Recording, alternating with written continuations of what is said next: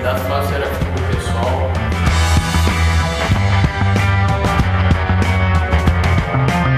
Sou professor, tenho 32 anos, sou formado em Ciências Sociais. Atualmente trabalho na Escola Politécnica da Fiocruz. Me filiei ao PT também com 16 anos, fiquei no PT de 96 a 2004, onde junto com Chico Alencar, Luiz Helena, Marcelo Freixo, saí para fundar o PSOL, partido do qual atualmente eu sou presidente. Na universidade eu participei ativamente do movimento estudantil, fui coordenador do DCE da UF e participo ativamente de diversas lutas políticas aqui na cidade. Desde a luta pela demarcação da Serra da Tiririca, a luta pela melhoria no transporte das barcas, por barcas públicas de qualidade, a luta pela preservação do cinema Icaraí contra a sua derrubada, e mais recentemente, com as chuvas de abril de 2010, a gente tem acompanhado permanentemente a situação da moradia, dos desabrigados, e a gente tem tido um trabalho permanentemente para produzir relatórios e tentar pautar junto às diferentes esferas do poder público diferentes ações e medidas para reverter esse quadro de crise que a gente vai se encontrando.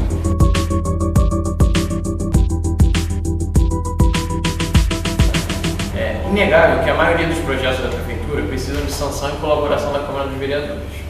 Atualmente, a Câmara de Niterói conta com apenas um vereador da sua coligação. É possível governar sem o apoio da Câmara? Ou o senhor está disposto a dialogar com outras correntes, caso seja eleito? Tenho dito que a nossa proposta de governo ela tem como centro uma mudança de modelo de cidade. Niterói tem mais secretarias e autarquias que a cidade do Rio de Janeiro, que o governo do estado do Rio de Janeiro. Então a gente pretende, por um lado, mudar essa estrutura administrativa, profissionalizando, cortar cargos comissionados, cortar secretarias que não têm serventia e profissionalizar, realizar concursos para profissionais de saúde, médicos, enfermeiros, nutricionistas, fisioterapeutas, dentistas. Boa parte do que eu estou colocando aqui que a gente vai fazer não precisa de aprovação da Câmara. Por exemplo, a extinção de secretarias e diminuição do número dos cargos comissionados. Basta a gente exonerar, remanejar a verba, que acabou, essas secretarias não existem mais, a gente pode extingui-las sem depender da Câmara de Vereadores. Isso vai liberar o orçamento para investir em outras áreas. A realização de concursos públicos.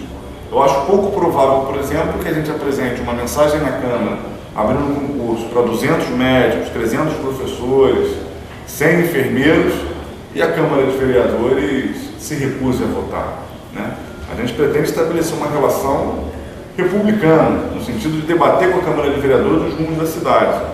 Além disso, a gente pretende ampliar a nossa bancada. Os 2 vereadores mais votados entre todos que estão concorrendo à eleição para vereador são do PSOL. Isso é, evidentemente, um elemento que sinaliza como a nossa chapa vem com força e com capacidade para ampliar a nossa representação na Câmara de Vereadores. Em entrevista do dia 16 de setembro para o Voto Consciente, o candidato Felipe Peixoto, referindo-se ao pedágio noturno Charitas-Cafubá, afirmou que não vai rasgar os contratos feitos pela Prefeitura atual.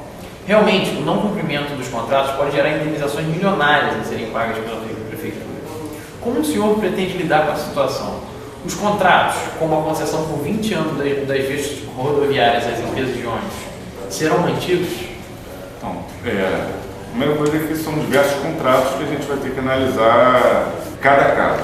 Particularmente, essa concessão rodoviária é uma concessão de 20 anos com uma contrapartida mínima, onde participaram e ganharam as mesmas empresas que já exploram as linhas na cidade, só que dessa vez da forma de consórcio.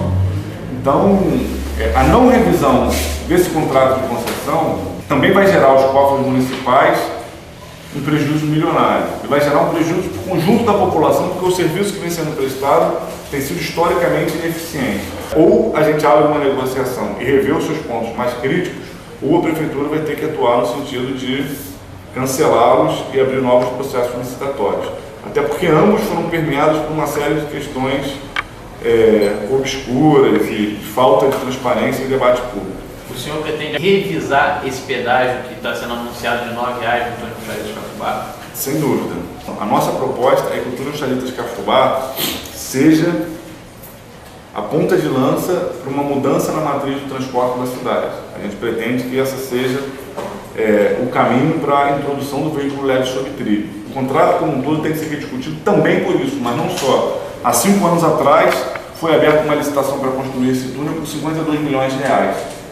Hoje, esse túnel custou 170 milhões de reais no valor do contrato. É óbvio que é um contrato que tem que ser revisto, que tem que ser rediscutido. De acordo com o estudo do engenheiro Peter Alous, o custo do VLT é de 30 milhões por quilômetro, enquanto o VLT chega a 60 milhões por quilômetro de trilho.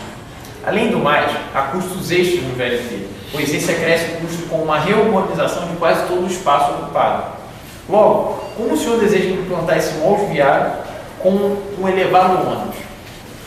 O custo de implantação do VLT ele pode variar bastante de acordo com as condições que ele é implantado. A nossa proposta, por exemplo, é de um traçado já urbanizado, um terreno adequado para a implantação do VLT. O túnel Charitas-Cafubá vai ter 1,4 km mais ou menos e vai reduzir uma distância da região oceânica ao centro em mais de 10 km. Então, você fazer por esse traçado justamente é fundamental para que você barateie essa implantação. Você tem o custo do túnel, que é necessário, que precisa ser feito de qualquer forma, e você otimiza esse túnel.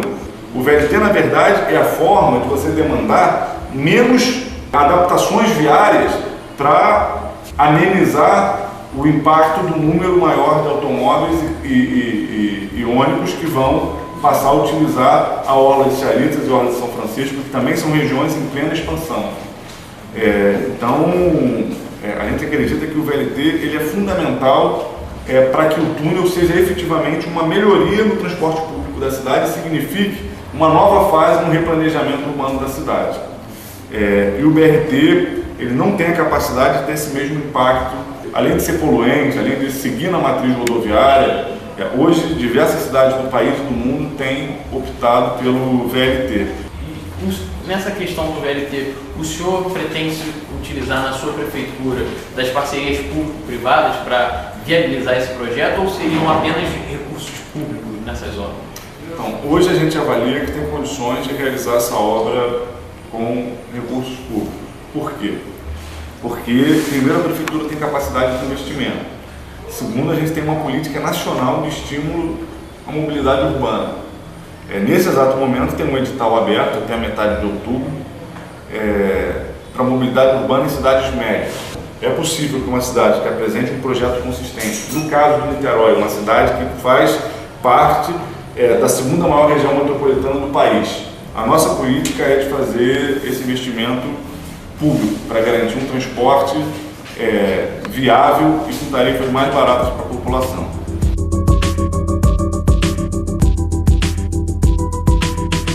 Em seguida, a pergunta do Rodrigo Cabral. Candidato, quais são os seus projetos para o esporte da nossa cidade? O nosso olhar sobre o esporte da cidade recai sobre, primeiro, a valorização do esporte no cotidiano escolar. A gente vê que os países do mundo que têm a prática esportiva maior, tanto em termos de população praticante de esporte, quanto em termos de resultados olímpicos, a escola é sempre um espaço fundamental para isso. Eu posso pegar dois exemplos bastante discrepantes, Cuba e os Estados Unidos. Em segundo lugar, a gente imagina e aposta na recuperação dos espaços públicos como área de esporte, cultura e lazer. Hoje aqui em Niterói, a política municipal no que diz respeito ao uso dos espaços públicos está vazio, está pouco ocupado, cerca e bota um cadeado na porta. A gente tem uma política de reocupação dos espaços públicos. Ao invés de cercas, a gente quer apostar em oficinas, apostar no estímulo à produção artística. A prefeitura tem que ter uma política de manutenção dos espaços atuais, ocupação, estímulo à prática esportiva e criação de novos lugares, principalmente nas áreas mais carentes. A gente tem algumas regiões da cidade, para voltar aqui ao exemplo da Avenida Central na região oceânica, onde você não tem um espaço público de lazer. Isso tem que ser invertido. Em terceiro, a gente quer fazer uma cidade saudável, uma cidade ambientalmente melhor.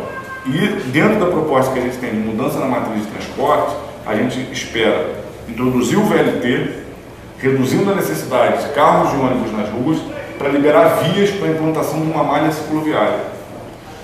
Você não tem hoje em Niterói como colocar as ciclofaixas que são feitas. A maior parte dos ciclistas não utilizam essas vias porque sabem que estão colocando a sua vida em risco.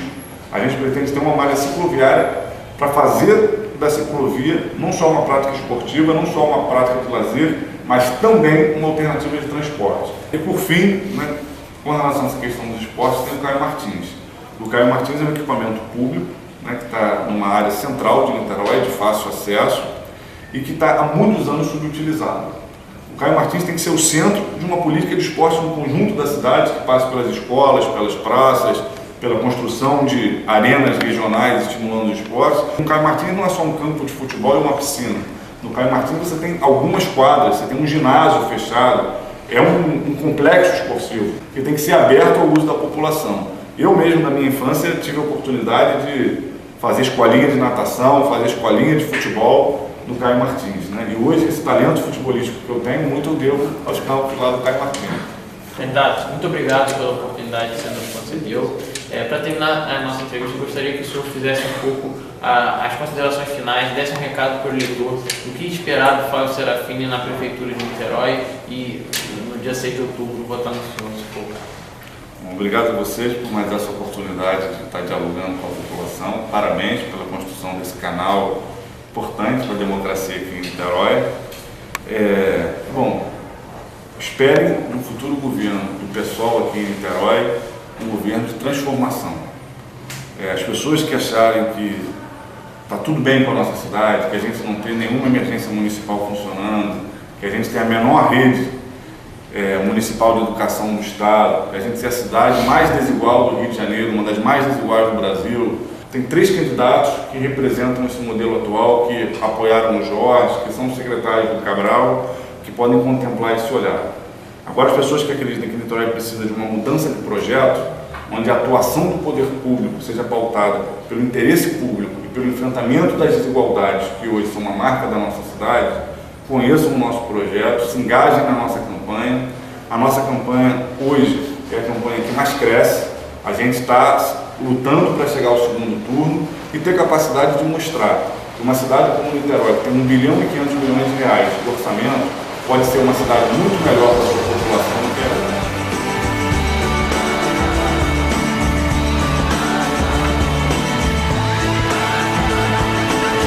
Voto consciente. Acesse